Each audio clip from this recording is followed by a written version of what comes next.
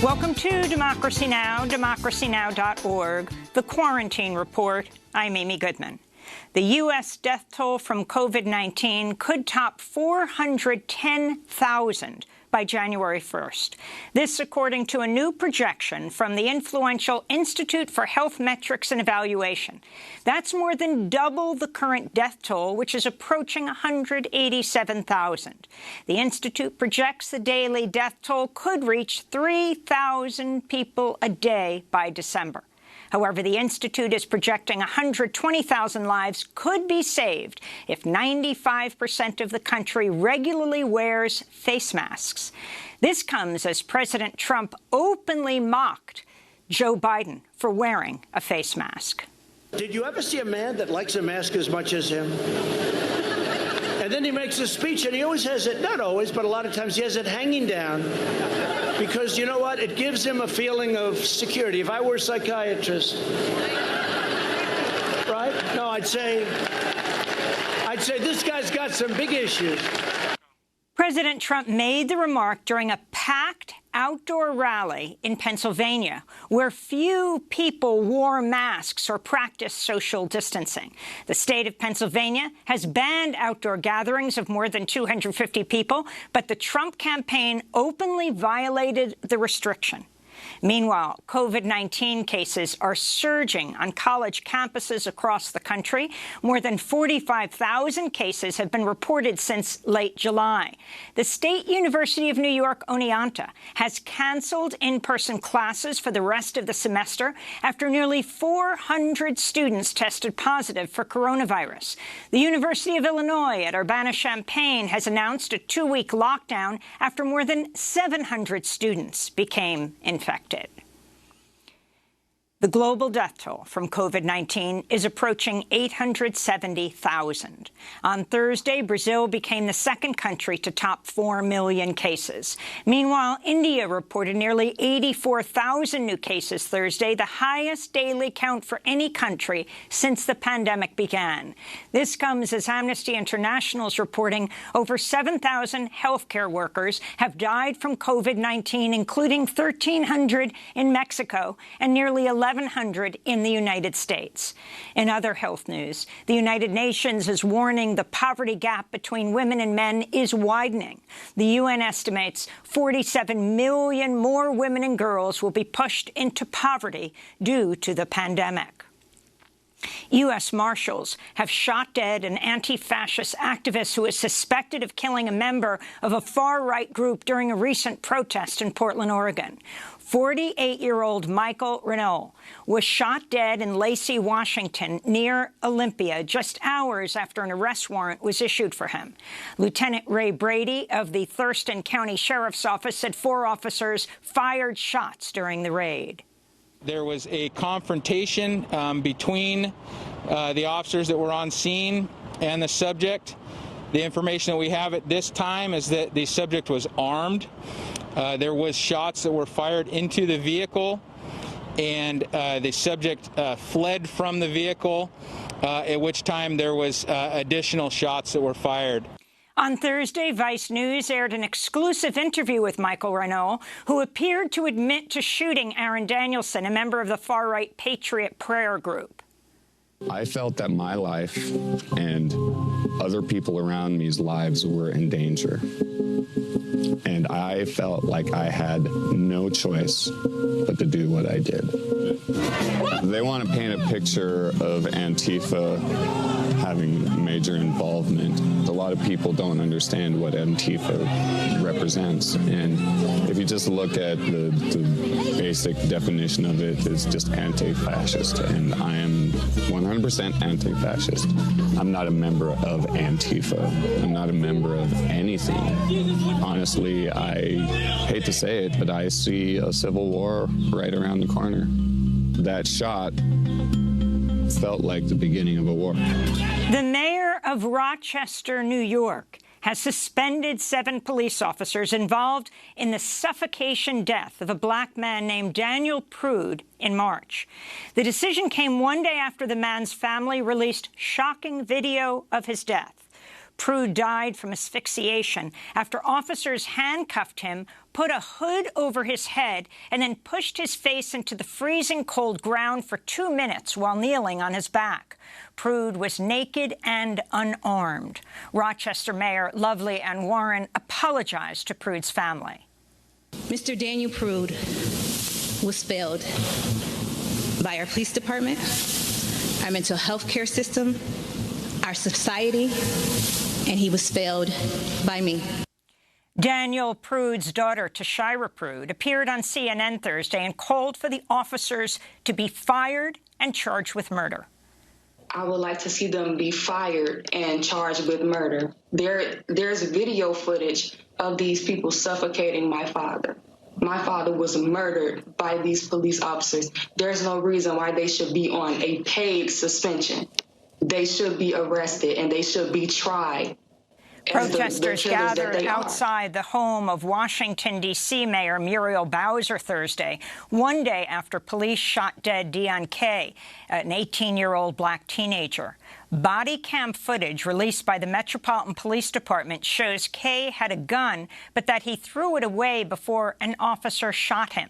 Monica Hopkins of the ACLU of the District of Columbia condemned the police response. She said, quote, "The tragic shooting and death of 18-year-old Deon Kay is the logical conclusion of a policy that not only meets violence with violence, but actually escalates and incites it, especially in our black communities," she said. On Thursday, Democratic presidential nominee Joe Biden visited Kenosha, Wisconsin, to meet with the family of Jacob Blake, the African-American 29-year-old man who was paralyzed after being shot in the back at point-blank range 7 times by an officer. Biden also spoke on the phone to Jacob Blake, who remains hospitalized. As I got off the airplane, I had an opportunity to spend some time with Jacob on the phone. He's out of ICU. We spoke for about 15 minutes. He talked about how nothing was going to defeat him, how whether he walked again or not, he was not going to give up. Biden's visit came 2 days after President Trump traveled to Kenosha, Wisconsin, but never once said Jacob Blake's name. In economic news, another 880,000 people applied for state unemployment benefits last week as the economic crisis continues. As of mid-August, some 29 million people were collecting some form of unemployment insurance. In related news, workers at Los Angeles International Airport staged a die-in protest Thursday, calling for health care benefits to be extended to laid-off airport workers. Maria Hernandez is an organizer with Unite Here Local 11. So we did a die-in protest here today with dozens of LAX concessions workers because we are calling on LAX and LAWA, which is the airport commissioner, to help extend coverage for thousands of workers that have been laid off due to COVID-19. Election officials across the country are criticizing President Trump for continuing to encourage supporters to vote twice in the upcoming election, once by mail and again in person, to test the system. Massachusetts Secretary of State Maura Healey tweeted, quote, "It is illegal to vote twice. It is also easy to get caught. That's like paying your taxes with monopoly money," she said. However, Attorney General William Barr refused to criticize the president's remarks during an interview with Wolf Blitzer on CNN.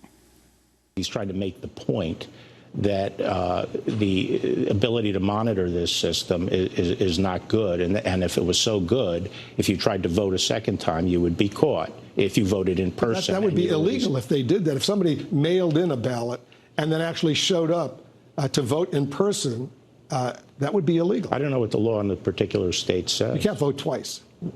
Well, I don't know what the law in the particular state says. The Atlantic magazine is reporting President Trump's repeatedly disparaged U.S. soldiers who died or were wounded in war, describing them as losers and suckers. The magazine reports Trump reportedly canceled a trip in 2018 to a World War I cemetery in France where U.S. Marines are buried because, quote, he feared his hair would become disheveled in the rain, unquote.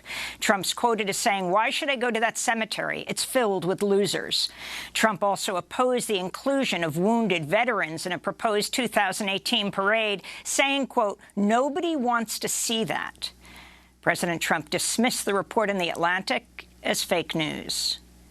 In Portugal, 6 young people have filed an unprecedented lawsuit in the European Court of Human Rights against 33 nations for failing to engage in adequate action to combat the climate crisis. The lawsuit argues countries in the European Union, as well as Norway, Russia, Switzerland, Turkey, Ukraine, and the United Kingdom, have pushed for climate policies that are too weak to achieve the objectives of the Paris Agreement.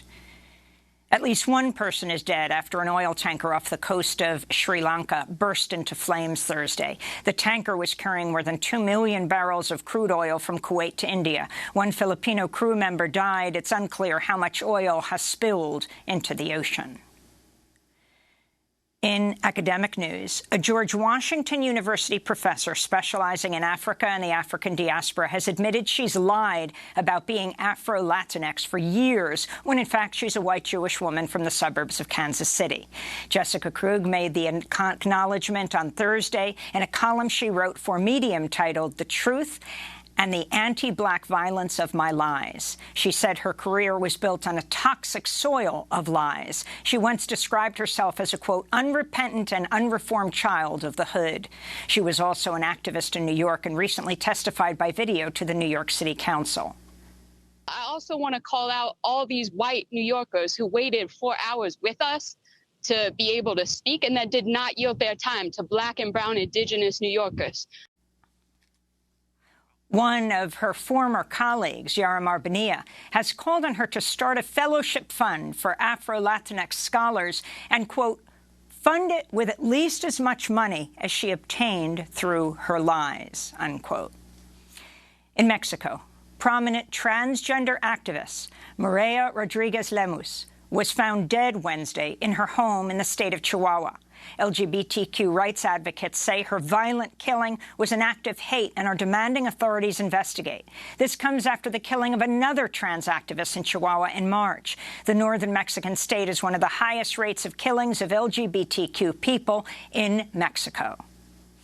And the acclaimed anthropologist, author, and anarchist David Graeber has died at the age of 59. His influential book, Debt, The First 5,000 Years, made the case for sweeping debt cancellation. He helped organize the initial Occupy Wall Street protests and was credited with helping to coin the phrase, "We are the 99%. In 2011, he spoke on Democracy Now! 2 days after the Occupy encampment began. People have to go into their public squares, meet each other, start talking to each other, and start brainstorming of ideas. I mean, essentially the idea is the system is not going to save us. We're going to have to save ourselves. So we're going to try to get as many people as possible to camp in some public place and start rebuilding society as we'd like to see it. David Graeber once wrote, quote, "The ultimate hidden truth of the world is that it is something that we make and could just as easily make differently." We'll play more of our conversation later in the broadcast. And those are some of the headlines. This is Democracy Now!, democracynow.org, The Quarantine Report. I'm Amy Goodman.